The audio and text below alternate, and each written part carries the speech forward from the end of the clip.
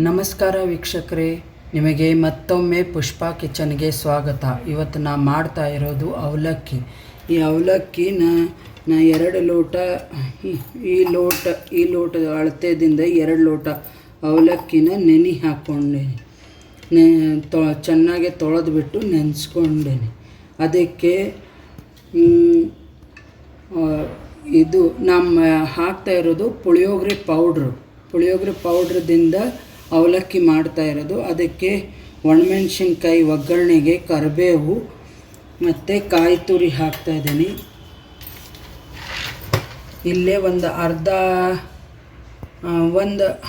ಒಂದು ಸೌಟು ಅಂದರೆ ಚಿಕ್ಕ ಸೌಟು ಇರುತ್ತಲ್ಲ ಸಾರಿಂದು, ಆ ಸೌಟ್ಲೆ ಒಂದು ಅರ್ಧ ಸೌಟಷ್ಟು ಎಣ್ಣೆ ಹಾಕ್ಕೊಂಡೇನಿ.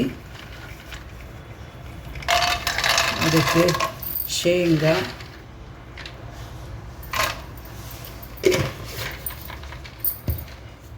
ನೋಡಿ ಶೇಂಗಾ ಆಗಿದೆ.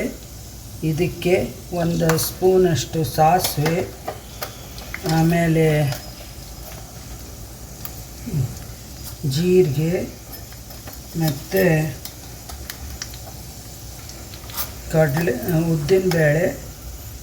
ಕಡಲೆಬೇಳೆ.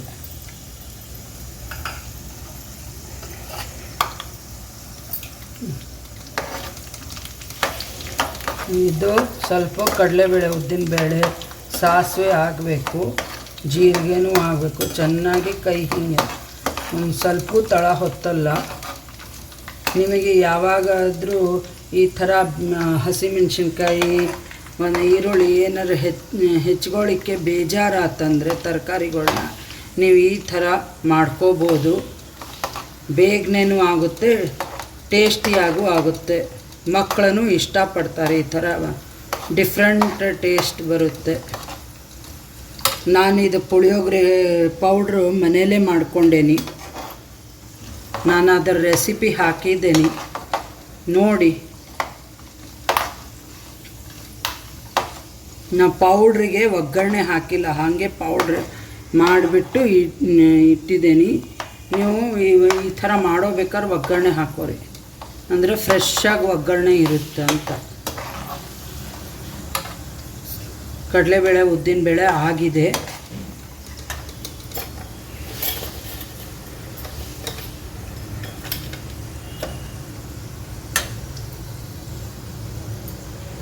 ಇಂಗು,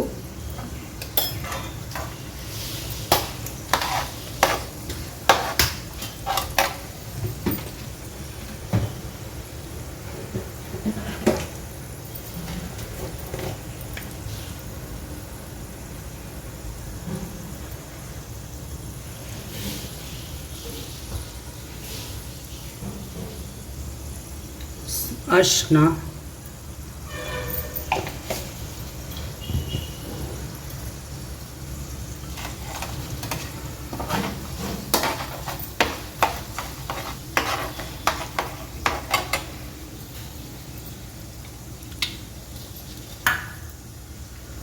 ಆಮೇಲೆ ಇದು ಒಣಮೆಣ್ಸಿನ್ಕಾಯಿ, ಕರಿಬೇವು ಒಟ್ಟಿಗೆ ಹಾಕಿಬಿಡಬೇಕು.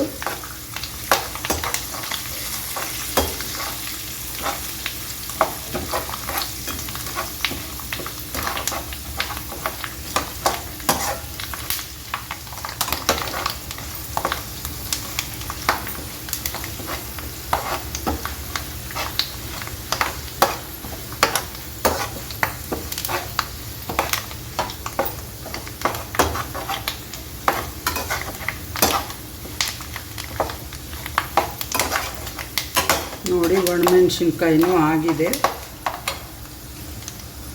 ಇದಕ್ಕೆ ನಾನು ಸುಮಾರು 2 ಲೋಟಕ್ಕೆ ಒಂದು 2.5 ಅಷ್ಟು ಸ್ಪೂನಷ್ಟು ಇದನ್ನು ತೊಗೊಂಡಿದ್ದೀನಿ, ಪುಳಿಯೋಗರೆ ಪೌಡ್ರು.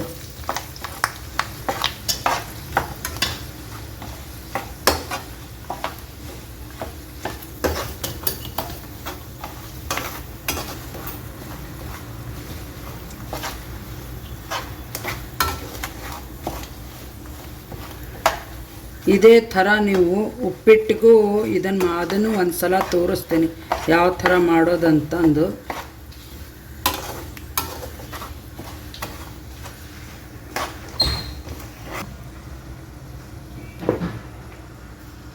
ಒಂದು ರುಚಿಗೆ ತಕ್ಕಷ್ಟು ಉಪ್ಪು.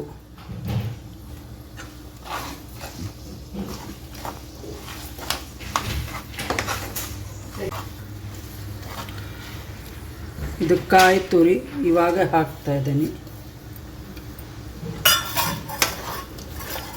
ಎಲ್ಲ ಚೆನ್ನಾಗಿ ಒಗ್ಗರಣೆ ಜೊತೆ ಬೆರಿಬೇಕು.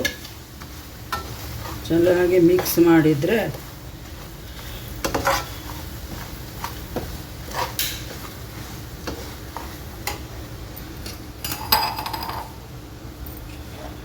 ಇದು ಅವಲಕ್ಕಿನ ಇದಕ್ಕೆ ಹಾಕಿ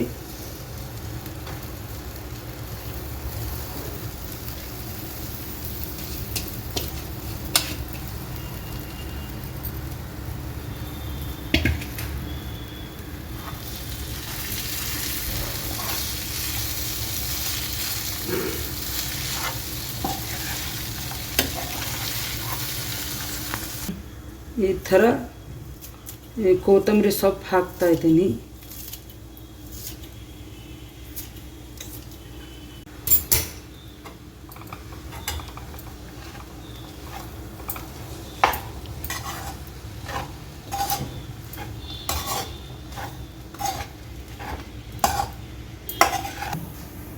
ನೋಡಿ ನಿಂಬೆ ಹಣ್ಣನ್ನು ಹಿಂಡುತ್ತಾ ಇದ್ದೀನಿ. ಒಂದು ಚಿಕ್ಕ ನಿಂಬೆಹಣ್ಣು ತೊಗೋಬೇಕು ಅಷ್ಟೇ.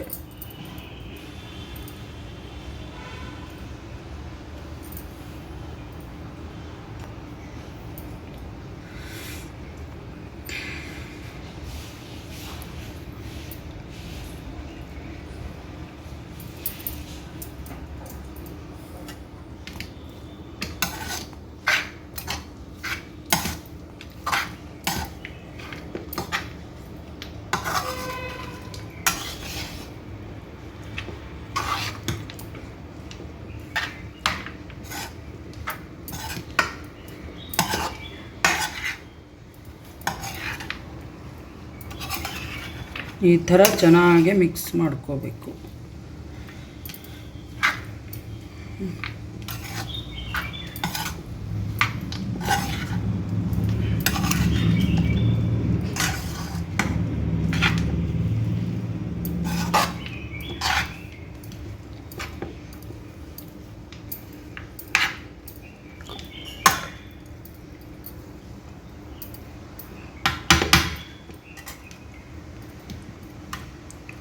ನೋಡಿ ಈ ಥರ ಮಾಡಿ ನೋಡಿ, ಚೆನ್ನಾಗಿರುತ್ತೆ, ಟೇಸ್ಟಿಯಾಗೂ ಇರುತ್ತೆ. ಮಕ್ಕಳು ಇಷ್ಟಪಡ್ತಾರೆ, ಮನೆಯಲ್ಲಿ ಎಲ್ಲರೂ ಇಷ್ಟಪಡ್ತಾರೆ. ಮತ್ತು ಸಬ್ಸ್ಕ್ರೈಬ್ ಮಾಡಿ, ಬೆಲ್ ಐಕಾನ್ ಕ್ಲಿಕ್ ಮಾಡಿ. Thank you.